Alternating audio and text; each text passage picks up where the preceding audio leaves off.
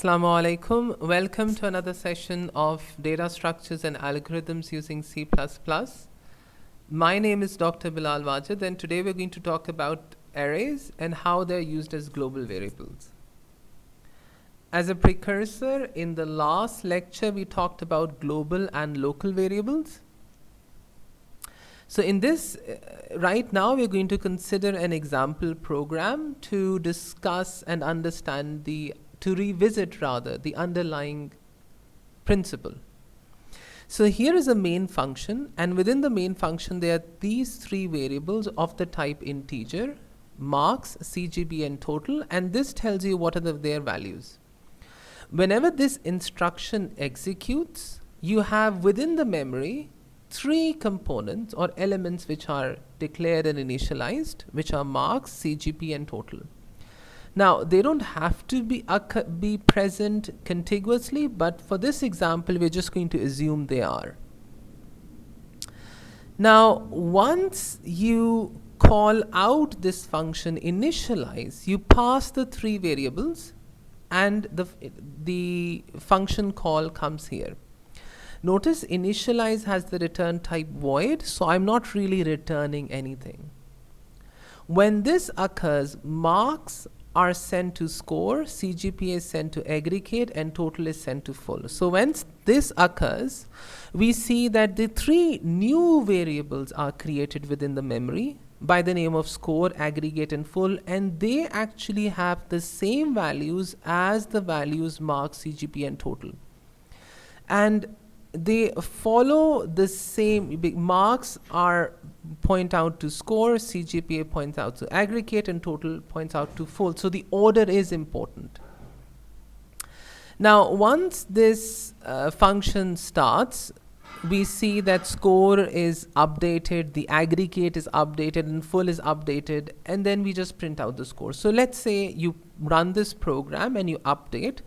So now we see that the values were updated. Okay, let's say the total marks were not 100, they were 200. The marks were updated from 75 to 50. So the aggregate comes out to be, let's say, 1. Now, when the function returns, right, notice we are not returning anything because the function has a data type void. So all the variables which were present and declared and initialized within this scope actually vanish. So you end up with something like this. So when you come back and you print this updated marks, CGP and total, we see that we never really updated the original marks. So you get the same function, you get the same variables printed. Hence, local variables are local. They do not get changed globally. Their existence is entirely local. Once the function finishes, the local variables die out.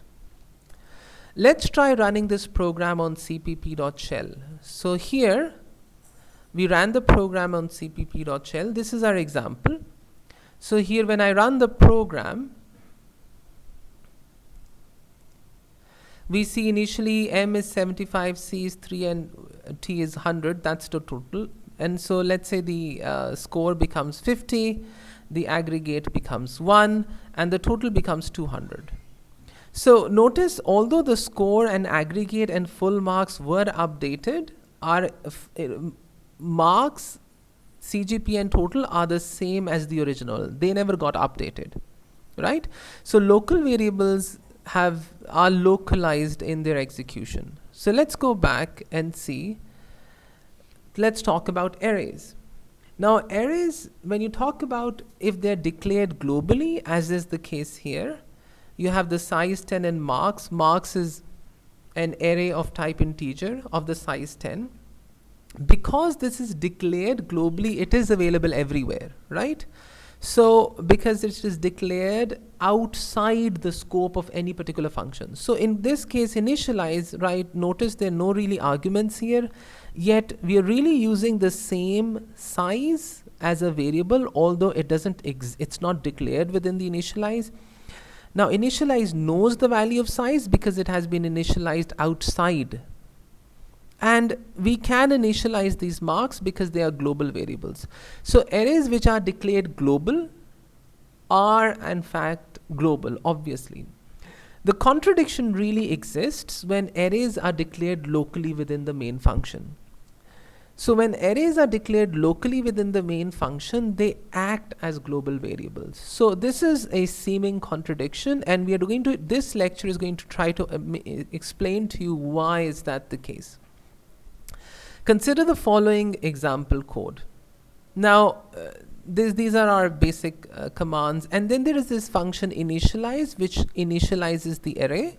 This prints the array, and it is the main function. So within the main function, I've declared the size to be 3 and a small array of marks having just 3 variables, marks 0, marks 1 and marks 2. So notice here the size and marks both are local variables. They are declared locally within the main function. And when we call out the initialize, it doesn't have a return type, and even the print function doesn't have a return type. When we're calling out the function initialize, we're passing size and we're passing in marks. And if we notice here that, well, they're being allocated, size is being allocated to the variable length and marks is being allocated to score. So what happens when this occurs? Well, we see here within the initialize function, right? Length kind of like helps you declare the size of this array implicitly, because our loop is starting from 0, is ending at length -1, right? And we see that length and score are being initialized. These are local variables and they are being initialized locally, right? So let's see what happens. And the print statement is a simple statement. Again, I'm just using the word max and values just to make it different, right? So this really takes in values one by one and just prints them. So it's just really, it's a simple function. Let's try compiling this program not with cpp.shell but on the terminal. So this is our program. This is our lecture 8. So if I open this on this is our program, right? This is our initialize function, this is our print function, and this is our main function. If you notice, this is the entire place where the whole program is present. So if I look over here, if I open this up again and I open the terminal, right?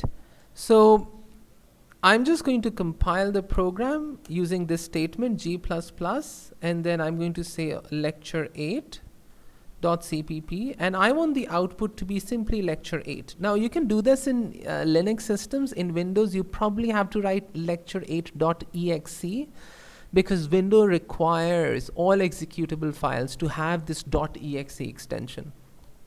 If I press enter, notice what happens. Suddenly this appeared, right? And if I want to run this program, I just write this, right?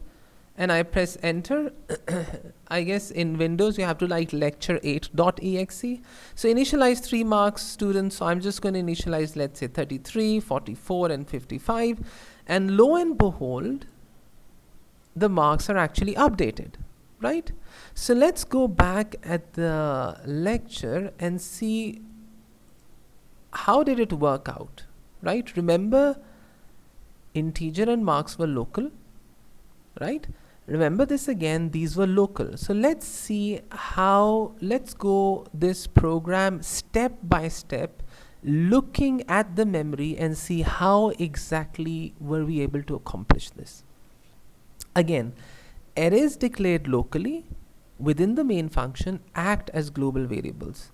So initially, as soon as this statement is executed within our memory, you have marks 0, marks 1 and marks 2 which are declared. Hence a portion of the memory is used. Notice that these are present in a contiguous block, with this being marks 0, this being marks 1, this being marks 2. They're stacked on top of one another. When we call out this function initialize, right, what really happens is that this score actually points to marks 0 using a pointer. Score 1 points to marks 1 and score 2 points to marks 2. This is completely different from the other example we saw at the beginning of the lecture, where there were separate variables made and declared within the memory. Here they're not separately declared or initialized, they're actually pointing to the same address. They're pointing to the same location where the original variables are present. They do this with the help of what in C++ is referred to as a pointer. So in fact what really happens is only the first 0th element is pointed to. The rest I'm showing here, notice they're not being shown as full arrows. They're being shown as partial arrows. Now the reason is you don't have to show them as full arrows, because remember this is an integer type array. So if you know the address of the first one, you kind of like know the address of the second one. So when you really initialize, and I'll tell you about that in a second. So when the first one is initialized, it's actually initialized in the same location. And when the loop iterates to the next position, and you declare this to be 60, it is actually initialized to the same location. And in the third case as well, it is actually initialized to the same location. Notice I've really removed the other pointers now. Now the way it's actually done, you don't, and notice what's going here, and because I'm going to explain that in the print command. So in the print we are actually printing. Again, in this example, the values array points at the same marks array. The way it does that, and you just need a pointer in the first location. So values 0 has been assigned whatever the contents are of the first pointer. So it's actually 50, where values 1 is 60 and values 2 is 70. Now the reason you just need the first pointer is because you really need to know the address of the first location. Let's say the address of the first location is 100. Now because we know it is of integer type, and an integer occupies about 8 bytes in the memory, so if the first location is at 100, the next location is at 108, and the third location is at 116. Just add another 8 to 108, becomes 116, and that's exactly what you're doing here. Notice here. So what you're really doing is the first points to let's say the pointer, this asterisk is contents of the pointer, but let's say what we are doing here. So whatever the pointer is, so let's say it's a small typo, let me fix that right here right now. Okay, so looking at this again, so values at the 0th location is looking at the contents of what the pointer is pointing to. So the pointer has the address 100. So the contents of 100, location 100 is actually 50. So hence value 0 is been assigned 50. But if you look at values 1, it is again pointer, because that is the base, that is our 0. And then just because it is of the type integer, it is one integer distance away from the base. So one integer distance is 8 bytes. We have 100, which is the location of the 0. So it becomes 100 plus 8. And hence with 108, we move on to the next location. So the contents of the next location, which is 108, is 60. Hence values 1 becomes value 60. Has been assigned value 60. Similarly, values 2 is again pointer, which is our base location of index 0, plus 2 integer distances away. And because one integer is of the size 8, this becomes 2 times 8 becomes 16. So 100 plus 16 becomes 116, and star 116 means the contents at location 116, which is actually 70. So hence 70 is printed. So in this way, What really happens is arrays declared locally in fact occupy a contiguous space in the memory equal to the size of the array. Now whenever an array is passed to another function, you never pass the array in it of itself. Rather, you pass a pointer pointing to the first element of the array. In other words, the 0th index of the array. So because now you're looking at the same memory location, any updates made here get reflected here. Subsequent elements of the array can simply be accessed by the index times whatever. If it's an integer, it'll be times 8. If it's something else, it'll be times 16 or 32, you know, all of this. So now the question is, hence what pointer really holds? It holds the address of the variable. In this case, the pointer to the 0th index has the value 100. This has 108. So that's the address. Pointer really stores the address of the variable. Now the interesting question is, why go through this entire hassle? Why do it this way? Well, the reason is the following. Let's say this is the total size of the memory, and it's a big, this is the total size of the memory, and you make a giant array. Let's say 10,000, elements in there. So because array is supposed to occupy a contiguous memory space, let's say this entire location is filled up with this. And that's wonderful. You have size, but you have the space in the memory, so you just filled it up. Now, whenever you pass this on to another function, in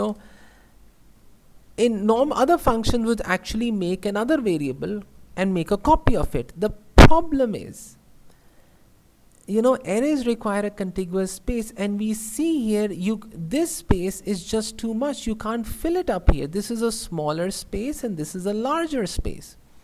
And the other thing is, you'll actually have to copy all the 10,000 variables, which is going to be a hassle on its own. Imagine doing this for 1,000,000 elements. Not only do you need to have this space available, but you need to copy all the values as well. So that's space complexity, or the time of it, and the time it takes to really copy all this variable grows exponentially.